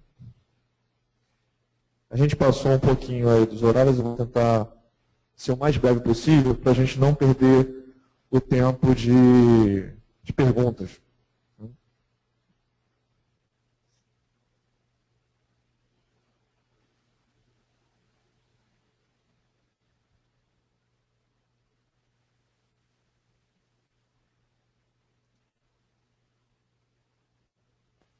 O título eu já havia apresentado, só para complementar, esse trabalho é uma parte, né, das análises realizadas na minha tese de doutorado, que está aí ainda em execução, em previsão de defesa para o primeiro semestre do próximo ano. Eu sou orientado pelo professor Dr. Renato Valejo, da UF. Bem, como eu disse, aborda apenas 2 frentes de análise, e eu busquei, em função da temática, focar naquela onde teve mais uso de geotecnologias, apesar do uso ter sido de algumas ferramentas relativamente simples, mas eu acho que, inclusive, esse é um dos méritos desse ponto, o uso de ferramentas simples, para conseguir fazer análises que são bastante amplas e nos dão um bom panorama dessas transformações de uso e cobertura. Bem, a tese gira em cima dessas temáticas, tá? A gestão territorial, a conservação ambiental, o planejamento do uso e cobertura do solo, né, como parte da gestão e do planejamento do território, o entorno de unidades de conservação em áreas predominantemente urbanas, né, e as pressões relacionadas à ocupação desse entorno sobre a unidade de conservação, no caso, o Parque Estadual da Pedra Branca. No canto superior esquerdo, nós temos ali uma representação de algumas das unidades de conservação do município do Rio. Vitor, você pode fazer o favor de clicar naquela imagem ali, por favor, para dar uma aproximada nela? Isso. Nós temos, então, aí uma representação, inclusive, extraída do Mosaico Carioca, da Prefeitura, com as principais unidades de conservação do município do Rio, o maciço da Pedra Branca, está ali como maciço, mas aquela mancha de tom bege claro ali, maior, inclusive a maior unidade de conservação do município, representa o Parque Estadual da Pedra Branca. Fica na direita superior ali agora. Bem, nós temos então aí os limites do parque, com essa linha preta aí mais interna, a gente pode perceber que ele realmente representa um fragmento de vegetação, né, bastante expressivo. Essa área rachurada, aí com um contorno um pouco mais arredondado, é a minha área de enfoque, que é um entorno de 3 quilômetros em volta desse parque. A gente pode já de imediato perceber que a gente tem uma ocupação urbana bastante densa, muito próxima à unidade de conservação, praticamente tocando os seus limites, especialmente na porção norte, nordeste e um pouco aqui mais ao noroeste, enquanto nas porções ao sul e sudoeste, a gente tem já uma ocupação urbana bem menos densa, inclusive uma área também que não dá para ser para a imagem, mas eu passo para vocês a informação, que também é bastante caracterizada por algumas atividades agropecuárias. Aproxima da última imagem, por favor, Vitor. Vitor, aproxima da última, por favor, aqui, só para dar um zoom aí. Obrigado. Essa imagem é semelhante à anterior, só que a gente tem também algumas das estruturas viárias principais aí do município para a gente visualizar. A gente percebe, inclusive, que a gente tem algumas linhas rodoviárias principais praticamente circundando a unidade de conservação e alguns dos eixos principais atravessando aí, se aproximando dela, e inclusive ela é no seu entorno a gente também tem algumas das áreas onde a gente está tendo aí a inserção de novos corredores rodoviários aí já em obras e alguns já em operação. Então a questão central é um questionamento em cima do seguinte: na ausência de uma zona de amortecimento formal, né, o plano de manejo do Parque Estadual até a última versão, na verdade a última versão agora contempla uma zona de amortecimento, agora bastante pequena, mas contempla, mas ele não contemplava uma zona de amortecimento formal. Então, na ausência dessa zona de amortecimento, os instrumentos de planejamento de gestão territorial, com ênfase naqueles municipais, é claro, atendem às demandas de conservação dessa área de entorno. E como questões específicas, quais instrumentos são aplicáveis nesse cenário, como se apresenta o padrão de ocupação, no caso estudado, em comparação ao restante do município, as principais transformações de uso e cobertura estão de acordo com os instrumentos, considerando seus alinhamentos frente à questão ambiental, e que medidas e elementos de conduta podem contribuir para a adequação das áreas. Nessa apresentação eu foquei nessa segunda pergunta aqui, que é aquela que eu busquei responder através do uso de ferramentas de SIG. Como se apresenta o padrão de ocupação, na verdade, de ocupação do solo, né, no entorno da unidade de conservação, e como esse padrão se transformou, primeiro se transformou, se ele se manteve, e se o fato de ser uma área de entorno da unidade de conservação, embora não tenha uma zona de amortecimento formal, propicia um planejamento diferenciado para essa área, que se converta realmente num padrão de uso e cobertura diferenciado.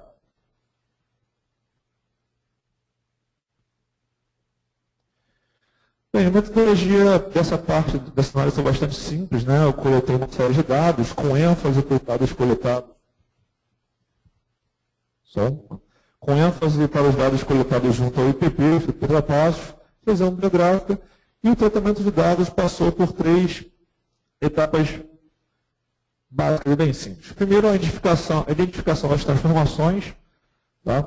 Entre os anos 2009 e 2012, quando eu iniciei o trabalho, era o dado mais recente que eu tinha, eu resolvi manter esse intervalo, porque senão cada vez que saísse dado novo eu teria que refazer o trabalho inteiro, então eu optei por manter esse recorte cronológico, e foi realizado para todo o município, para a área fora do entorno, ou seja, o município excluindo essa área do entorno, e especificamente para a área do entorno.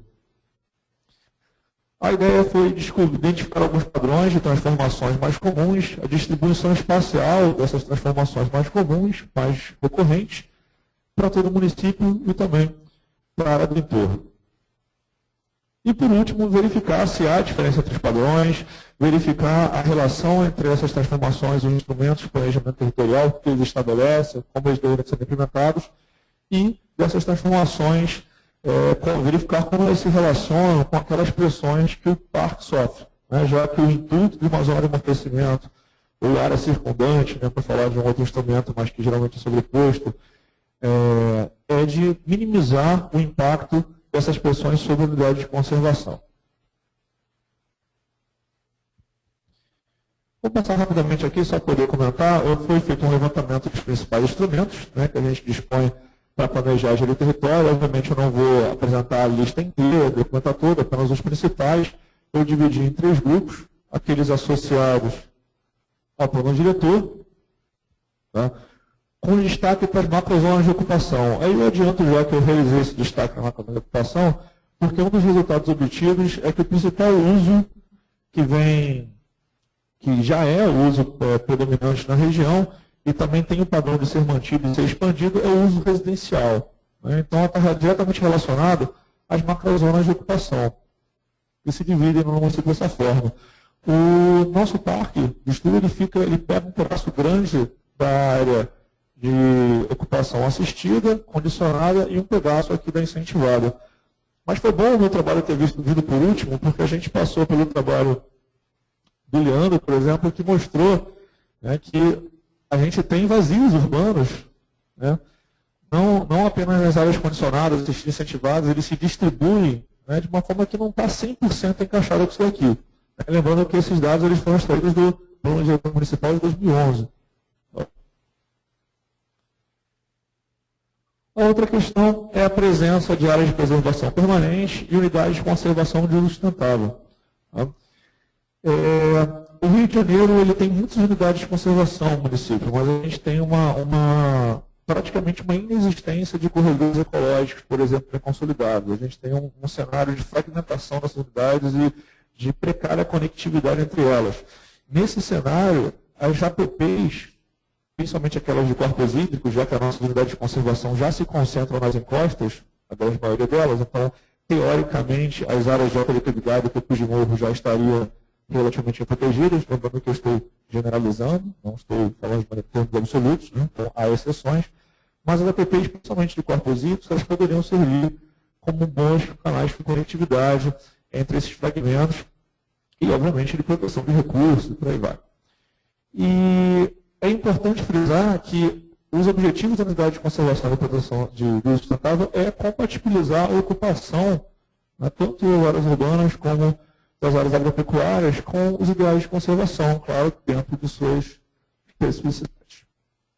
Estou passando um pouquinho rápido, quase o tempo, vou deixar, obviamente, a possibilidade de aprofundar nas perguntas.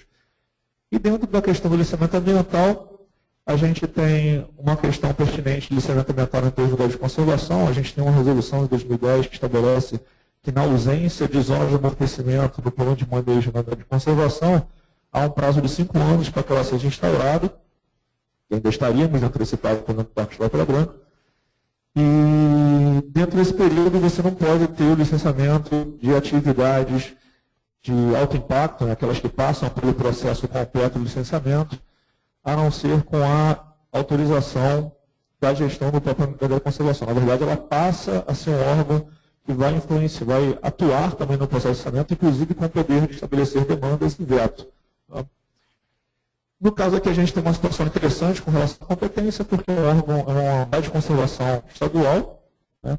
Porém, algumas das atividades que têm impacto na região, impacto significativo, como a extração mineral, elas têm o seu impacto local, municipal, porém eles sobrepõem os seus impactos à unidade de conservação estadual. Então a gente tem aí, a não ser no caso realmente da delegação e poder de licenciamento, tanto a atuação da prefeitura quanto do INEA nesses processos. E cabe lembrar também que todos esses procedimentos relacionados a tanto ao licenciamento, quanto à definição de EPPs de unidade de conservação, quanto os estudos relacionados ao montar do diretor, todos eles também envolvem ferramentas de SIC.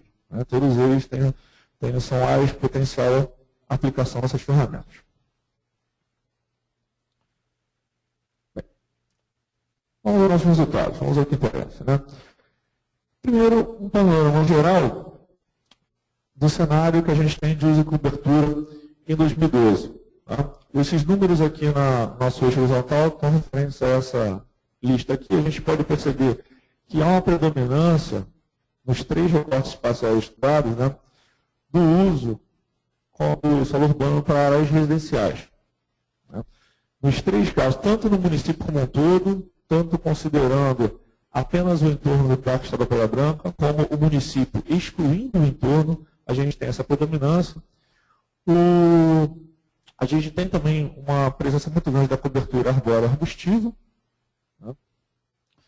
Em terceiro lugar, a gente tem aqui a cobertura gramínea lenhosa. Né? Áreas de vegetação rasteira, áreas geralmente de áreas degradadas, enfim. E temos também a ocupação de favelas. Também se destaca um pouquinho as áreas agrícolas. E, por último, aqui, talvez o item de áreas não edificadas. A gente vai ver que as áreas não edificadas elas têm um papel bastante importante nas transformações de produção. Obviamente, são aquelas áreas que se caracterizam por ser na grande maioria dos casos, canteiros de óleo. Ou seja, são aqueles lugares que estão de fato sofrendo as transformações. Opa. Bem, aqui a gente tem um quadro, ainda dentro da visão geral, das transformações que ocorreram. Né? Aqueles itens que estão acima da linha do meio significa que houve incremento, enquanto aqueles que estão abaixo houve um decréscimo. Nitidamente, o maior decréscimo foi em relação às áreas de cobertura arbórea arbustiva, perdão, em relação à cobertura gramínea-lenhosa, que é o 14. A gente teve um pequeno ganho de cobertura arbórea arbustiva em todas as áreas, exceto no entorno, onde houve uma pequena redução. Pouco expressiva, mas houve. Né? E o ganho maior foi em áreas não edificadas e em áreas residenciais, indicando que houve um padrão aí de 2009 a 2012, a abertura de novas áreas à construção, ou seja, a expansão da malha urbana, e a transformação dessas áreas predominantemente para áreas residenciais. A gente vai ver mais à frente uma tabela comparando o uso inicial e o uso do principal destino, que esse foi um padrão recorrente aí. Houve também uma perda significativa aqui no item 15, corresponde a corpos hídricos, né, ou seja, aterramentos aí, e também uma diminuição significativa das áreas classificadas como favelas. Lembrando que a gente está sempre se referindo aos critérios de classificação utilizados aqui pelo IPP. Tá? Sim, tem um outro ponto aqui que também é interessante de mencionar, que é o item 3. É o item 3, que está relacionado às áreas de comércio e serviços, que teve um aumento em quase todos, bem, nos outros dois setores, né? Porém, não teve um aumento significativo na área do entorno do Parque da Praia Branca, enquanto o aumento de áreas residenciais e áreas não edificadas teve um aumento bastante significativo.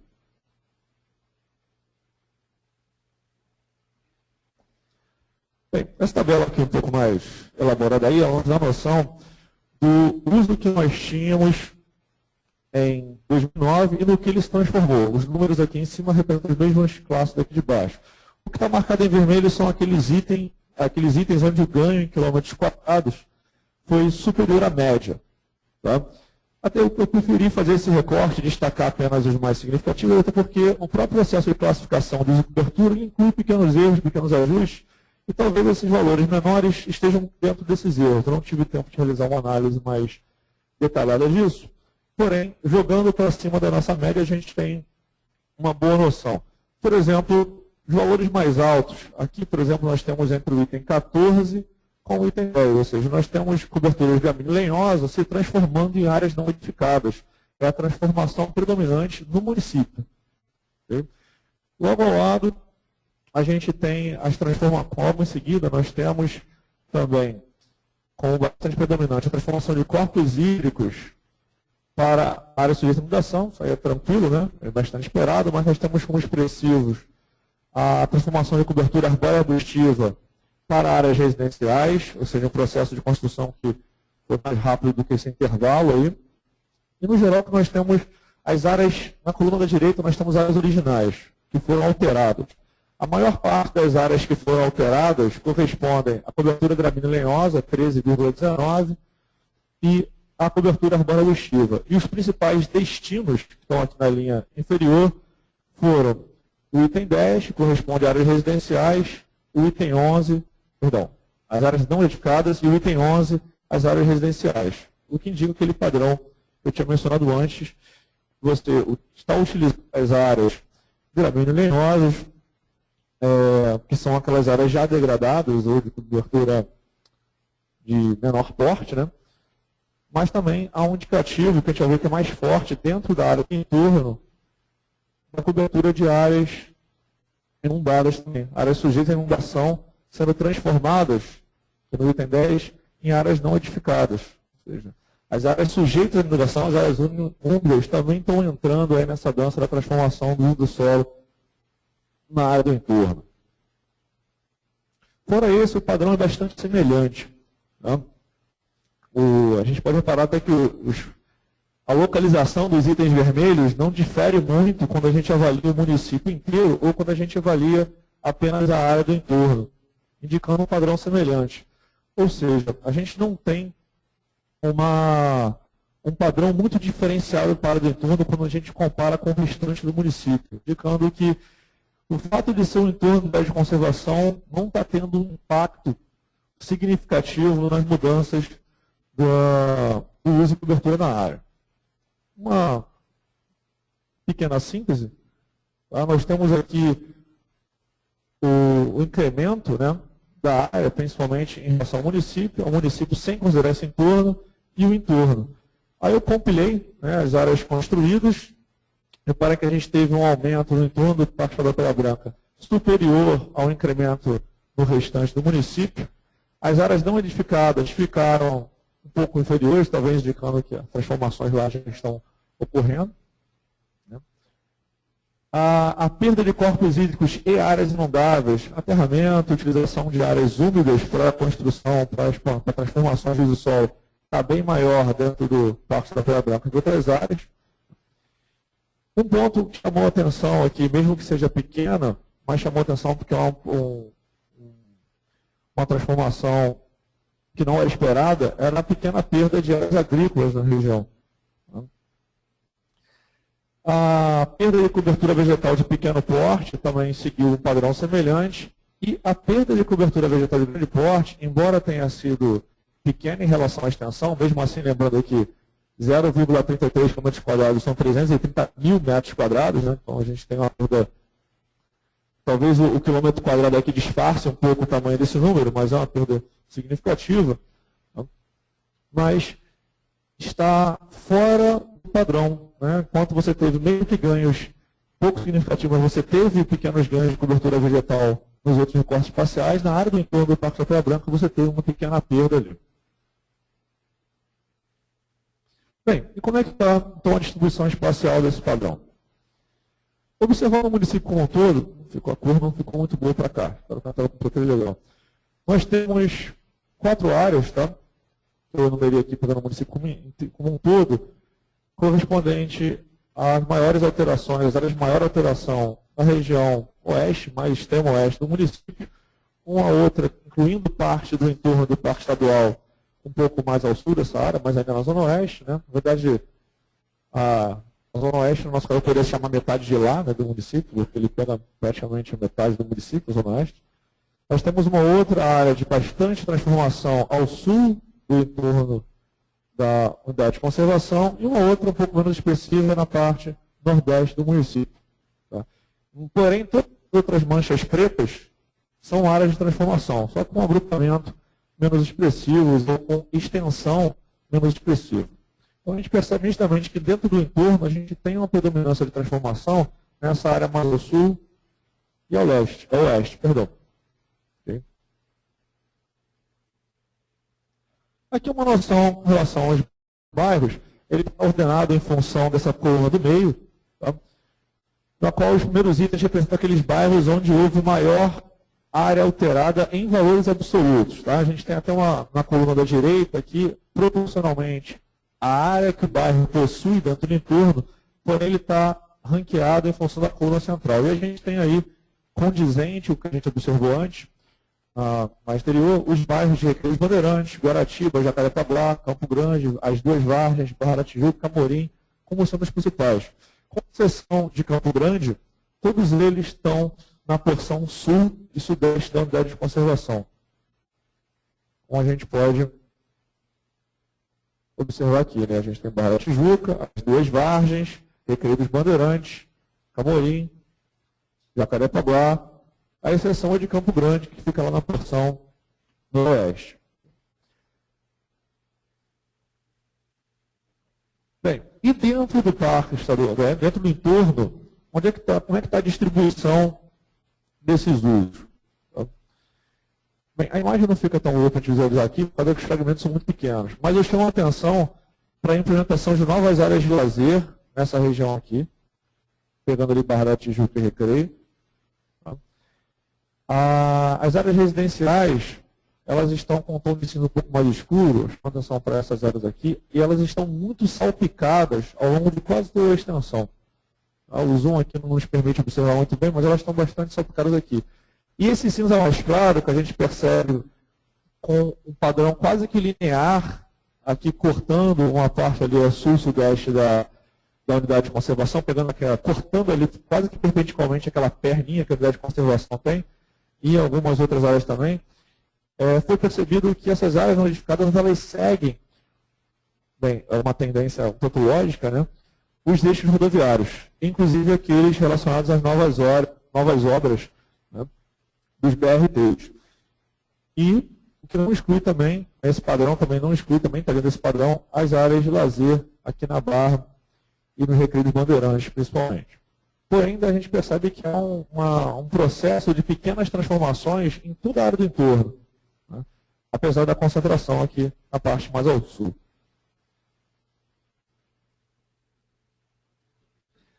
Bem, então, só para a gente sintetizar as observações, o padrão de transformação no entorno do parque é semelhante ao padrão do resto do município. A tendência de abertura de novas áreas residenciais a partir da construção sobre áreas previamente degradadas, ou seja, áreas de cobertura gramínea-lenhosa e sobre áreas inundáveis. Os bairros localizados a sudeste, sul e sudoeste é onde estão as maiores alterações, considerando a extensão. E os indícios apontam para a continuidade do padrão percebido entre os anos de 2009 e 2012. Aqui eu tenho algumas imagens, algumas do Google Street View, mais um exemplo de ferramenta de SIG aí, agilizando o trabalho de campo, nesse caso, algumas foram imagens minhas mesmo. Isso aqui é um exemplo típico da ocupação residencial predominante no entorno do parque, principalmente nas áreas mais ao norte dele, mas também algumas áreas na região oeste, né? A gente tem ali Barreto Sulacap, Foto da Vargem Grande, aqui é Bangu, nós temos aqui Realengo, aqui é Taquara. Tá? Reparem que o predominante são ocupações de menor porte, ocupação residencial de menor porte, porém nós temos também situações que são mais típicas dos bairros, das áreas mais nobres do bairro da Tijuca e Recreio dos Bandeirantes. O bairro da Tijuca é muito caracterizado pela alta verticalização, enquanto o Recreio tem uma característica um pouco mais de um uso do lote um pouco mais denso, porém menos verticalizado. Isso aqui é uma imagem que eu trago da porteira de uma das pedreiras que estão em atividade no entorno do parque. Eu trouxe também a imagem do Google Earth aqui para a gente, na verdade do Google Maps mesmo, de duas áreas de pedreiras. Inclusive essa daqui também é a que está referendo aqui em cima. Okay? E elas estão encostadas nos limites do parque. Ou seja, elas entrariam naquela questão do licenciamento de atividades no entorno de unidades de conservação.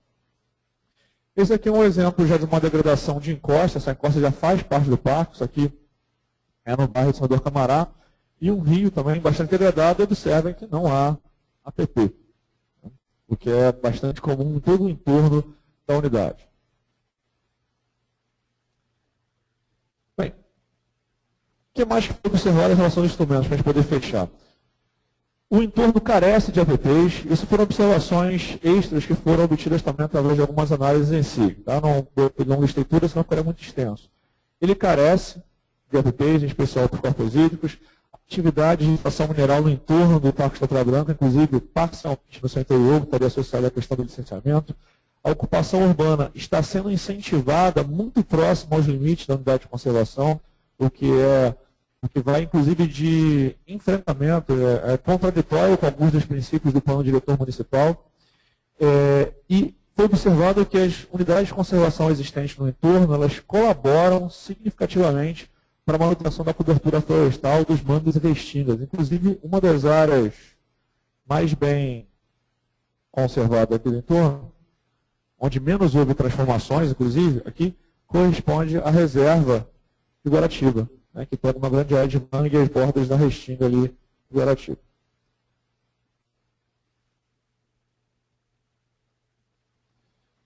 Com relação às pressões, né, a consolidação desse uso urbano dos modos atuais, ele favorece o prejuízo, né, do destinamento, ou seja, a impossibilidade de destinar as áreas já degradadas à recuperação ambiental, à implementação de APPs e corredores ecológicos.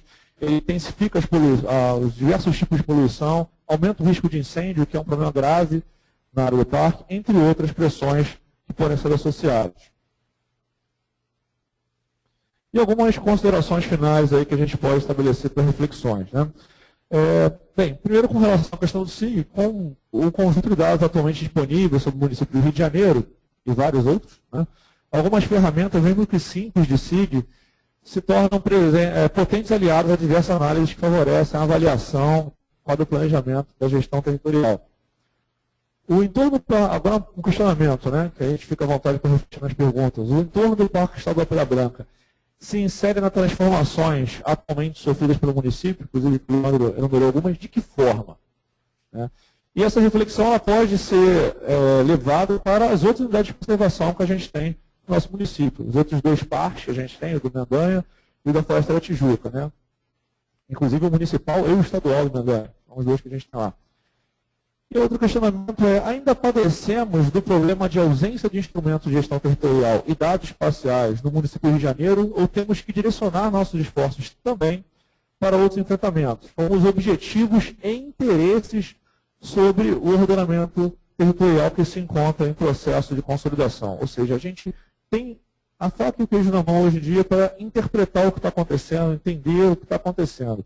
A questão é o porquê que isso está acontecendo da forma como está. A quem favorece que o entorno de uma unidade de conservação, em pleno momento de crise de biodiversidade, crise hídrica, enfim, crise climática, não seja tratada como uma área de amortecimento aos impactos sobre essa unidade. Bem, prezados, é isso. Obrigado.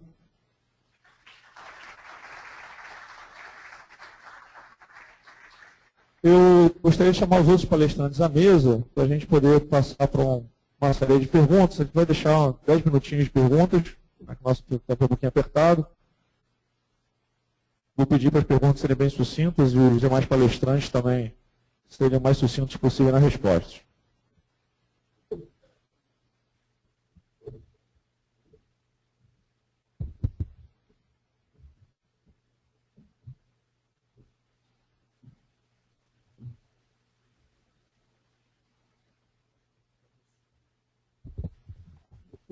Temos perguntas presenciais para alguns palestrantes.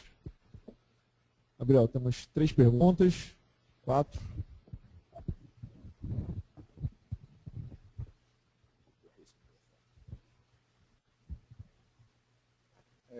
Boa tarde. Meu nome é Damião, eu sou estudante da UF de Geografia. A minha pergunta ela vai para o Leandro, que falou sobre os vazios urbanos, mas ela também cabe à área de segurança, né, que foi citada pelo Marcelo. O Leandro ele fala no seu trabalho da Zona Norte, né, mas eu gostaria que ele explicitasse os vazios demográficos, especialmente na região da Avenida Brasil. Tem vários vazios ali, e falar um pouco também sobre a falta de segurança, né, que acarretada pelo complexos ali da Maré e outros daquela região, que ocasionaram esses grandes vazios.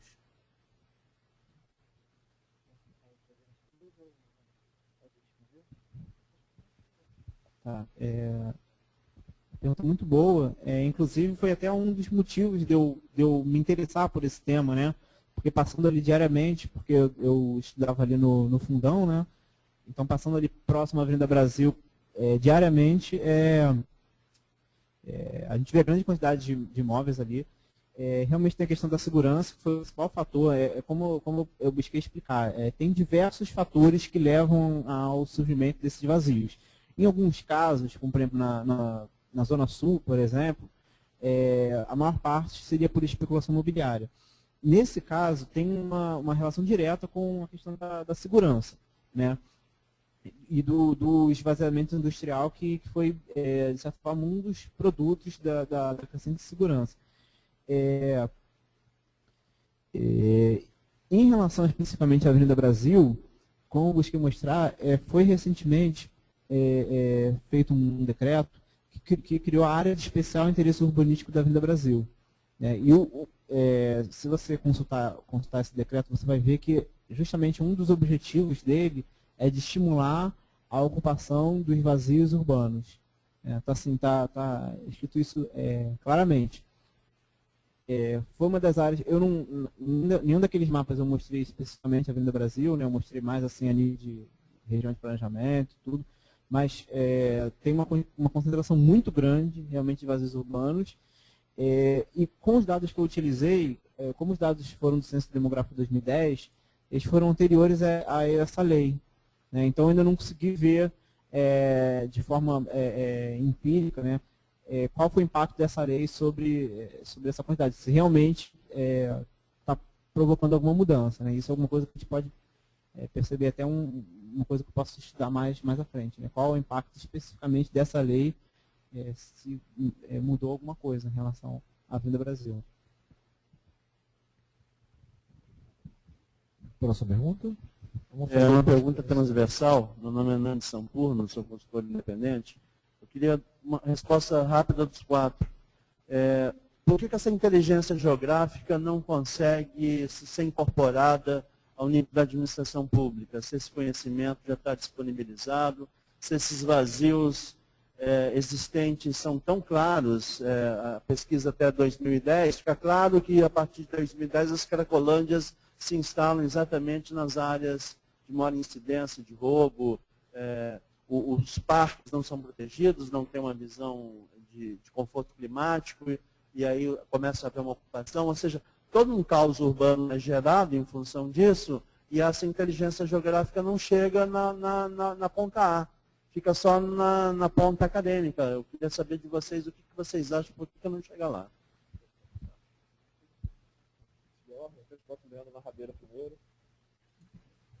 Eu até sou um pouco suspeito de falar, justamente porque eu estou nos dois lados, né? Enfim, faço parte da administração pública, né? Num órgão que trabalha com a parte de informação, justamente, e também eu desenvolvi essa pesquisa acadêmica. Bom, provavelmente, assim, o que eu consigo ver, em relação até mais à minha prática profissional, né? Que é uma coisa que eu acho interessante compartilhar com vocês. Do ponto de vista técnico, tem tanto o conhecimento quanto o interesse, né? Essa questão que você está falando, né, a inteligência geográfica chegou na administração pública? Sim, chegou, com certeza. Agora, a questão quais são as decisões que são feitas a nível político para que isso possa virar um aliado, justamente, seja no caso para combater os vazios urbanos, ou a ocupação no entorno de áreas protegidas, ou no caso da segurança, da segregação socioespacial, enfim. Acho que aqui a mesa compôs, assim, acho que talvez as questões mais urgentes, né, do ponto de vista ambiental, segurança pública, segregação, são questões que, de certa forma, a administração tem esses recursos, tem até os recursos humanos, né?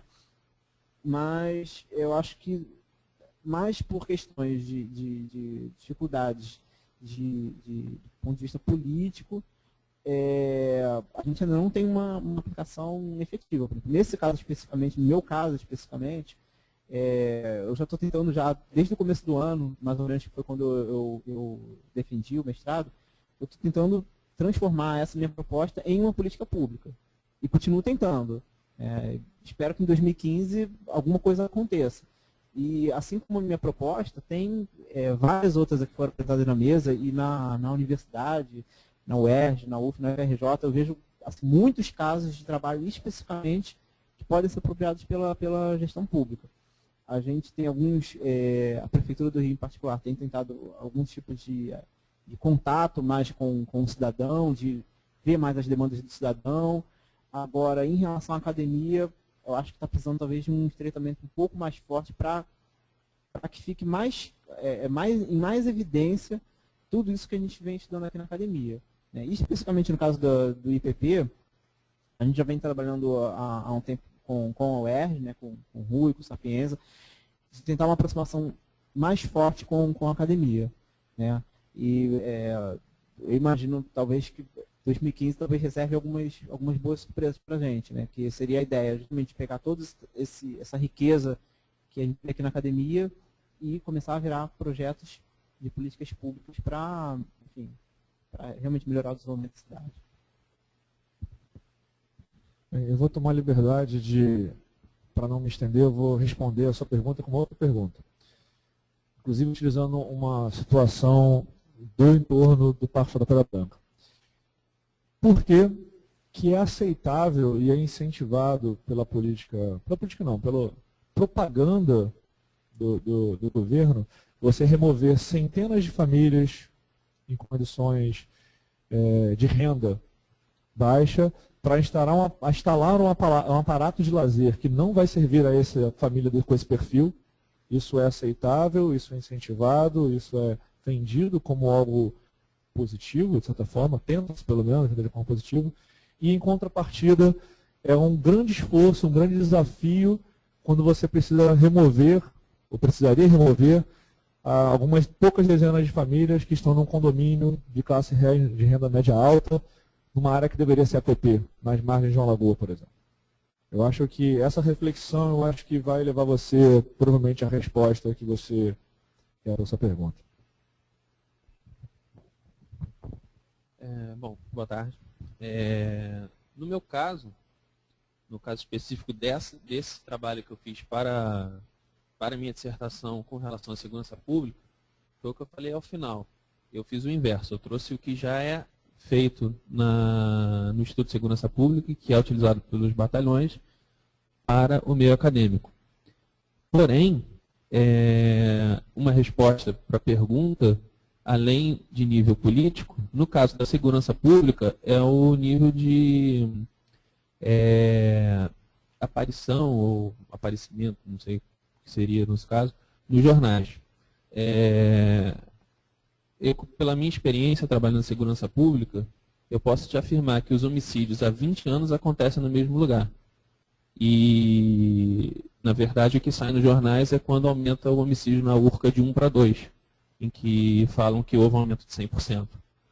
Então, eu acho que o problema é muito mais político, é um problema de turismo, porque é muito mais interessante ter 0 na Zona Sul e 100 na Zona Oeste do que o inverso para o turismo, né?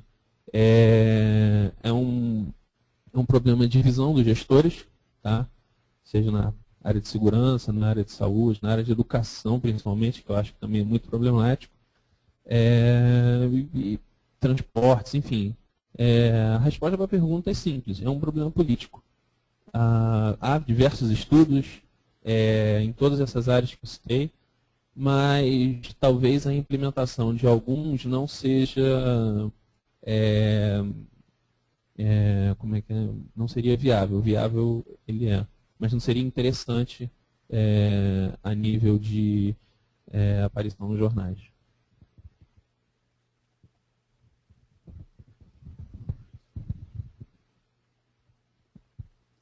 Bom, eu posso falar do universo da minha pesquisa, que são municípios um pouco menores, né, pequenos e médios, principalmente de municípios de Volta Redonda e Resende, que foram do estudo de caso, assim. Quando eu precisei de alguns mapas desse município, principalmente de Resende, que é uma cidade com 100 mil habitantes, eu fui na prefeitura e depois de muito andar até descobrir onde eu poderia conseguir esses mapas, essas informações. Eu achei interessante que na Secretaria de Planejamento, se eu não me engano, tinha algumas pessoas que utilizavam o sistema, o SIG, para fazer alguns estudos para o município. Assim. É um município pequeno, de 100 mil habitantes, com a prefeitura que carece de recursos e tal. Eu acho que é um avanço, assim, porque quando você tem um monte de problemas e você tenta implementar esse tipo de coisa, é um avanço. Mas ainda falta muito para chegar ao ponto que nós desejamos. Como não teve pergunta lá no segundo Vitor, então a gente vai fazer mais 2 presenciais. A gente ia fazer 2 online, mas o nosso operador aqui nos informou que não tem pergunta online, então vamos fazer mais 2 presenciais e a gente fecha a rodada de perguntas. Olá, boa tarde. Meu nome é Kate, eu faço Geografia na PUC-Rio. Gostaria de agradecer a vocês pela mesa, foi bastante construtivo. Inclusive, os 4 abordaram assuntos que eu estou analisando para futuros estudos, desde a segregação, como a Ana trouxe, na questão das vindas das grandes empresas como montadoras para a sua área de estudo, a espaços vazios, como o Leandro também trouxe, Eu pretendo abordar isso no caso da expansão imobiliária para a Zona Oeste, que vai tratar desde a segregação a esses espaços vazios e também essa parte ao entorno de unidades de conservação, como foi a última palestra, por questões desde a reserva de Guaratiba até mesmo o maciço da Pedra Branca, e que vai demandar questões de segurança para essas áreas. Somente um comentário, parabéns. Pergunta. Então vou fazer um comentário. Parabéns, você arrumou trabalho para a vida inteira. Bem, tinha mais alguém querendo fazer pergunta? Não? Bem, pessoal, então, quero estar passando todos os membros da mesa e os membros do público, online e presencial.